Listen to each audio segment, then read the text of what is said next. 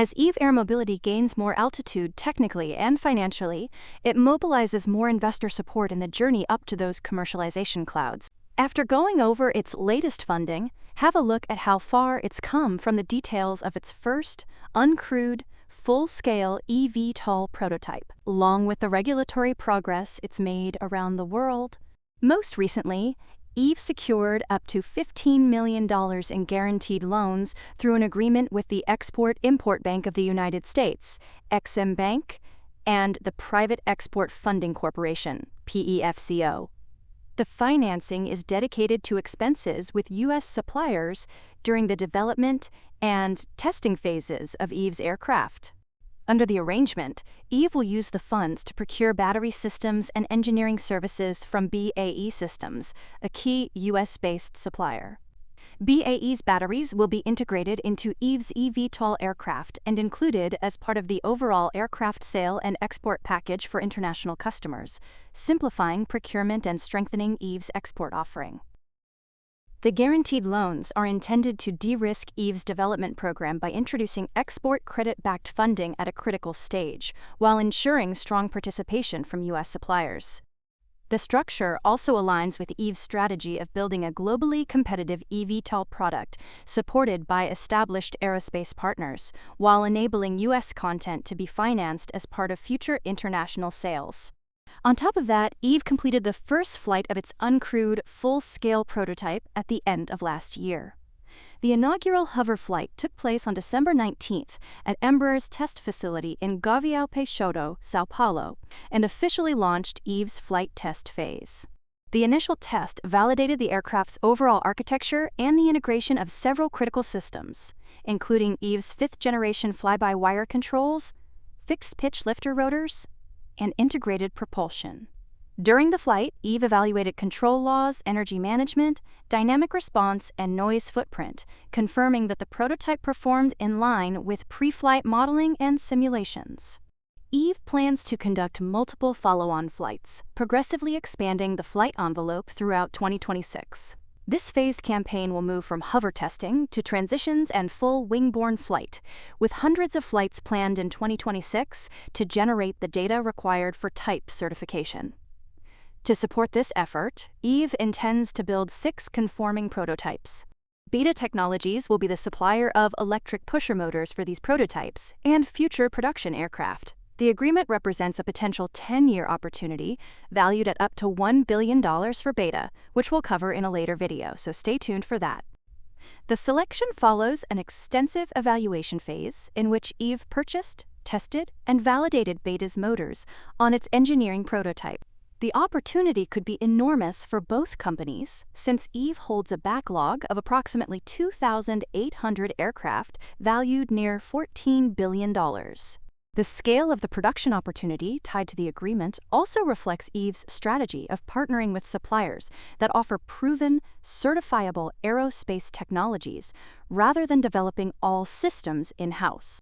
Beta Technologies designs and manufactures proprietary electric propulsion systems known for high power-to-weight ratios, energy efficiency, and simplified architectures with fewer parts and built-in redundancy. According to Beta CEO Kyle Clark, the company's pusher motors have demonstrated reliability and performance through thousands of real-world operations globally. Beta has also accumulated significant experience, flying its aircraft more than 83,000 nautical miles and deploying over 50 charging sites across the US and Canada. EVE's eVTOL aircraft uses a lift and cruise configuration, featuring 8 dedicated propellers for vertical lift, fixed wings for cruise, and an electric pusher powered by dual motors to provide propulsion redundancy and enhanced safety. Beta joins a roster of established suppliers supporting EVE's program, like the aforementioned BAE Systems for batteries, Garmin for avionics, Honeywell Aerospace for lighting, Intergalactic for thermal management, and Nidec Aerospace for lifter motors. Backing and partnerships like these are vital, as EVE is still technically a pre-revenue aerospace developer investing heavily to bring its eVTOL aircraft and broader urban air mobility ecosystem to market. So for the time being, its performance is driven primarily by development spending, rather than revenue generation as reflected in its last quarterly results. That's when its Q3 fiscal 2025 posted a net loss of $46.9 million, up from $35.8 million in Q3 2024, reflecting accelerated program development. R&D expenses rose to $44.9 million from $32.4 million year-over-year, mainly due to deeper engineering engagement with Embraer under the Master Services Agreement and expanded testing infrastructure. SG&A declined to $7 million from $8.4 million, helped by ERP cost capitalization, lower RSU expenses, and currency effects.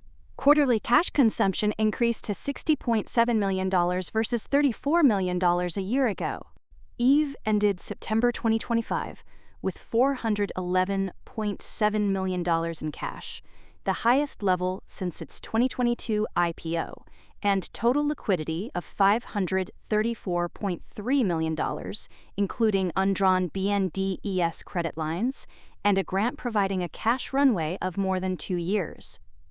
In August, EVE raised $230 million in an equity placement led by BNDES and Embraer, strengthening funding through 2027 and boosting share liquidity.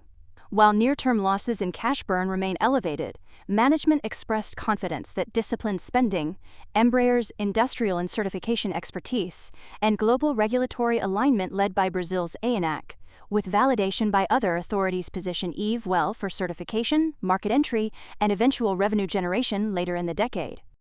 Revenue could also be coming from the Middle East, as EVE signed a framework agreement with Bahrain's Ministry of Transportation and Telecommunications to support the development of regulatory, operational, and infrastructure systems for eVTOL aircraft in the kingdom. The agreement was announced during the Gateway Gulf Investment Forum 2025 and positions Bahrain as a potential regional hub for next-generation air mobility. Under the partnership, EVE and Bahrain's MTT will work to prepare the country for advanced air mobility operations by establishing a testing or sandbox environment to evaluate eVTOL systems and procedures. The collaboration also includes plans to develop vertiport infrastructure to enable safe and scalable deployment of eVTOL services. A strong emphasis will be placed on zero-emission, low-noise operations, as well as workforce training to build local expertise in this emerging sector. Commercial eVTOL operations in Bahrain are expected to begin in 2028, with plans to expand to international routes by 2029. Bahrain's Minister of Transportation and Telecommunications, Dr. Sheikh Abdullah bin Ahmed Al Khalifa, said the agreement underscores the kingdom's commitment to becoming a center of excellence for aviation innovation, not only for Bahrain but for the wider Gulf Cooperation Council region and beyond.